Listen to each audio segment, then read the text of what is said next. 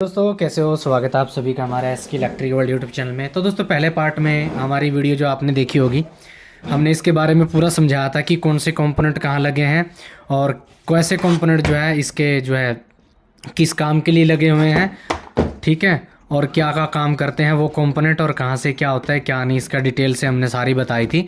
अगर आपने वो वीडियो नहीं देखी है तो मैं इस वीडियो के डिस्क्रिप्शन में लिंक दे देता हूँ या ऊपर आई बटन में मैं वीडियो दिखा दूंगा, वहाँ से आप जा कर के भी वीडियो देख सकते हैं। अगर आप वो वीडियो देखेंगे तभी जो आपको ये समझ में आएगा कि ये यूटीएल का चार्जर है ई रिक्शा का। आप इसे जो है ये इसकी डिस्प्ले है कैसे रिपेयर कर सकते हैं, आज हम इसको जानेंगे कि इसके पीछे जो लगी हुई आईसियाँ हैं ये क्या काम करती हैं और किधर से सिग्नल लेती हैं। और तो हम स्टार्ट करते हैं आज और बताते हैं आपको इसके पूरे सिस्टम के बारे में। सबसे पहले एक छोटी छोटी हम चीज़ देख लेते हैं। यहाँ पे हमारे दो IGBT लगे हुए हैं, ये देख लीजिए। यहाँ पे दो IGBT हैं, ये हमारा डायोड है, ठीक है, ब्रिज वाला। और ये हमारा स्विचिंग ट्रांसफार्मर है, ये रहा, ठीक है। और ये हमारे दो डायोड हैं, ठीक है, ब्रिज डायोड है हमारे ये। और हर बंदा अपने तरीके से हर चीज़ को बोलता है। तो इसमें क्या होता है, दो वोल्टेज पॉजिटिव निकलती है, एक ग्राउंड रहती है, ठीक है।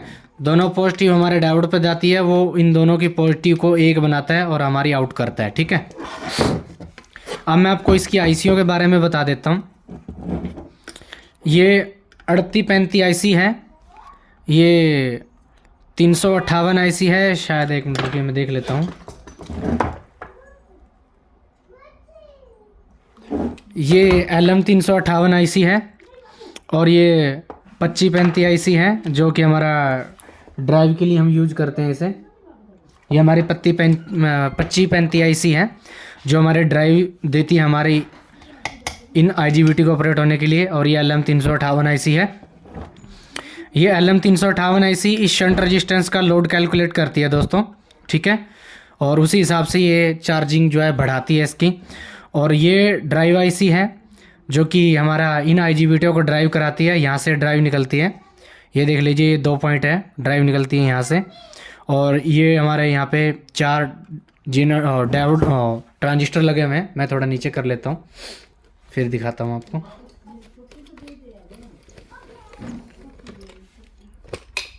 ठीक है, अब शायद आपको अच्छा नज़र आ रहा होगा। तो देखिए ये हमारी जो आईसी है ये ड्राइव करती है और ये दो यहाँ से ड्राइव निकालती है और दूसरी साइड दो रेजिस्टेंस लगी है और वो ड्राइव यहाँ सीधी इन पे जाती है। ये हमारे दो जो हैं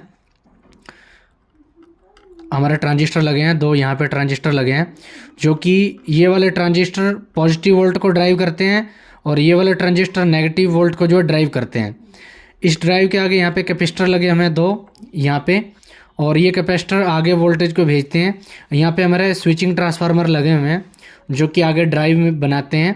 ये एक किस्म से हाई वोल्ट की तरफ और DC वोल्ट की तरफ एक बीच में हमें जो है सेपरेट सर्किट हो जाता है। उड़ती नहीं है हमारा जो ड्राइव सेक्शन, जितना जल्दी उड़ेगा तो इतना ड्राइव सेक्शन ख़राब होगा। इसकी दूसरी साइड जीना डायोड लगे हुए हैं। तो क्या होता है, ये ड्राइव इसको देता है, ये स्विच होते हैं ट्रांजिस्टर, और इन ट्रांजिस्टर कह रहा हूँ, ये ट्रांसफार्मर, इन ट्रांसफार्मरों की ये दोनों साइड वाली पिनें जो होती हैं ये ग्राउंड रहती हैं हमारी, और ये वहाँ पिन पे हमारी जो ड्राइव आती है और ये ऐसे स्विच कराती है। स्विच होने के बाद ये DC वोल्ट बनते हैं और हमारे IGBT जो है काम करना शुरू कर देते हैं।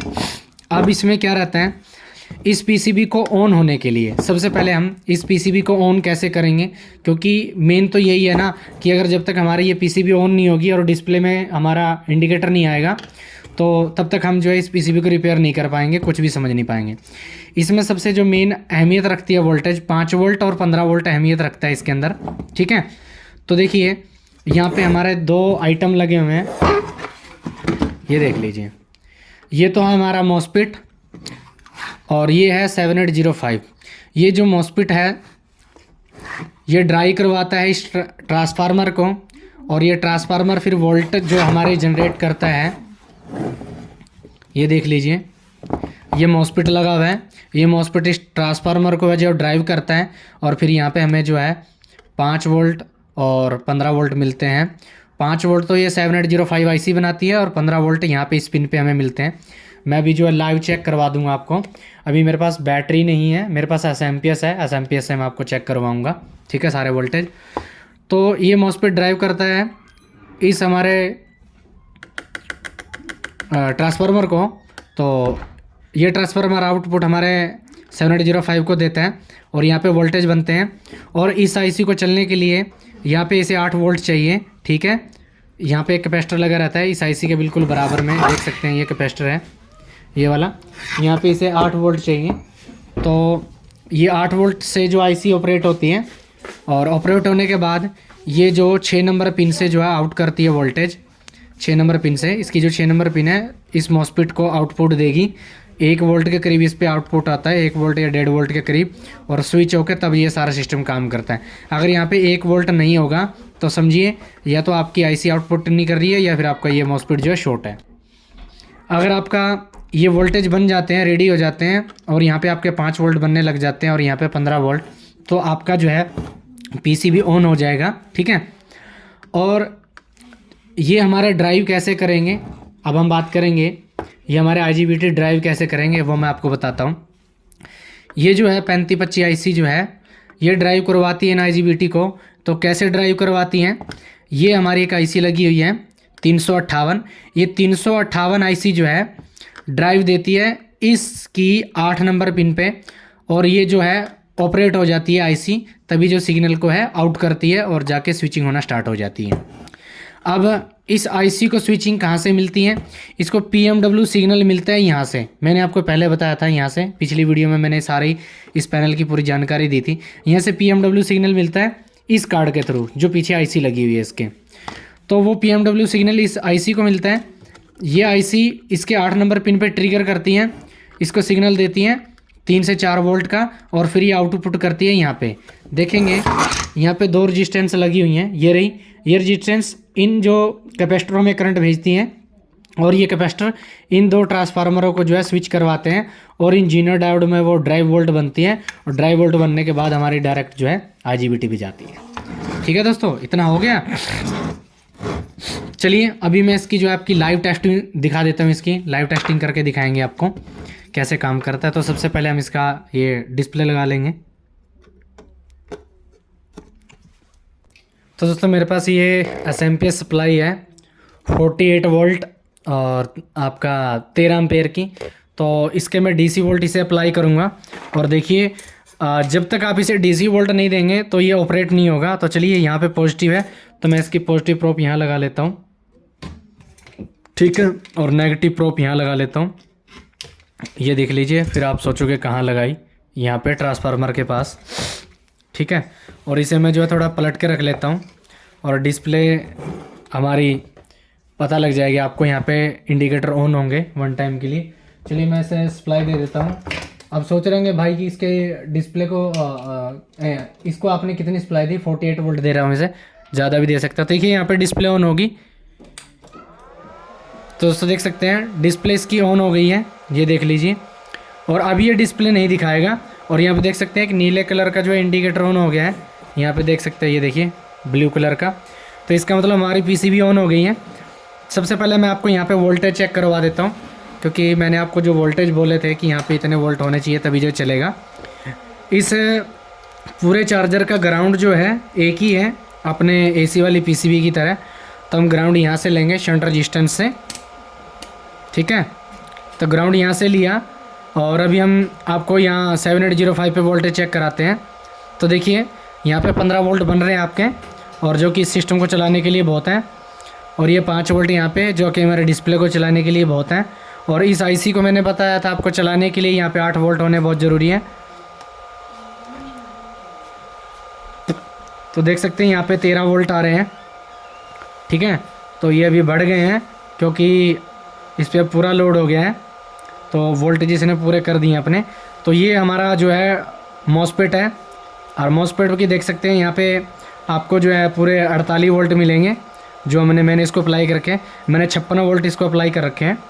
और अभी हम जो है इसकी जो गेट के लिए सप्लाई आती है ट्रिगल के लिए, वो देखते हैं इसकी। तो इस पर देख सकते हैं 0.624, ठीक है। इसका मतलब ये ड्राइव कर रहा है। अगर इस मॉस्फेट को हम बाहर निकाल दें, इस वाले मॉस्फेट को, तो यहाँ पे हमारे लगभग 1 वोल्ट के करीब हमें मिलेंगे, जो कि स्विचिंग के लिए बहुत हैं इसके। अब दोस्तों देखिए, ये जो आईसी है 3525 आईसी जो इसकी, ये यहाँ पे देखो, यहाँ पे अभी कोई वोल्टेज नहीं है, तो ये ड्राइव जो है आउटपुट नहीं कर रही है। ये देख लीजिए, ये मैंने आपको बताया था यहाँ पे जो 2 रेजिस्टेंस लगी हुई थी। ठीक है, मैं थोड़ा जूम कर लेता हूँ।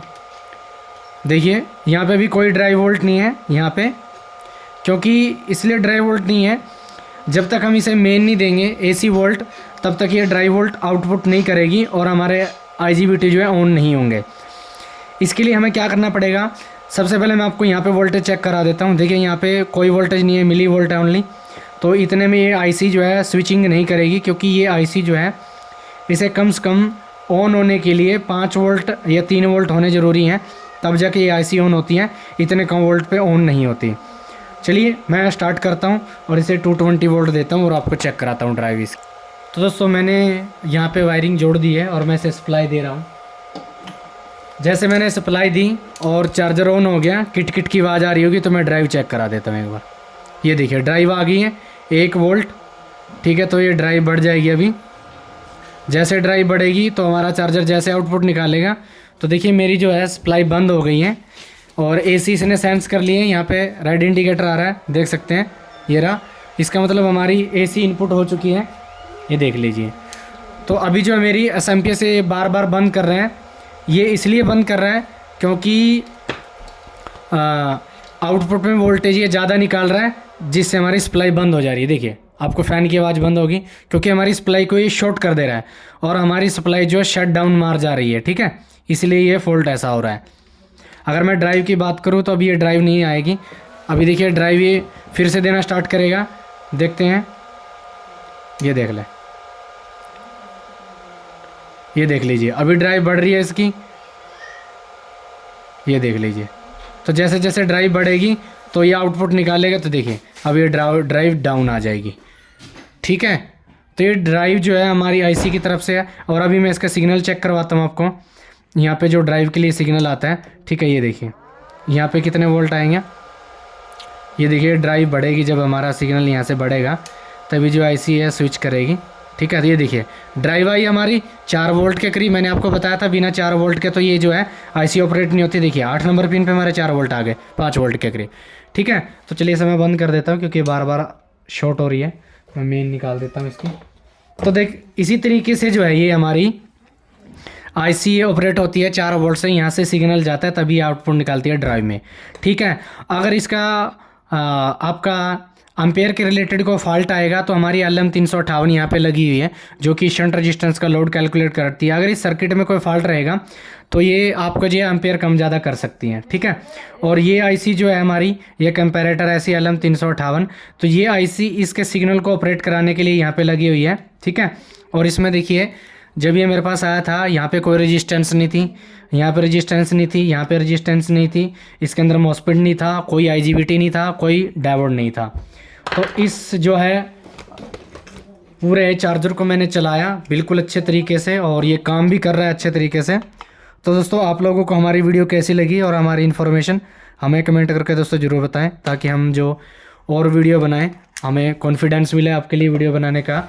मिलते हैं नेक्स्ट वीडियो के साथ। Thank you, bye bye.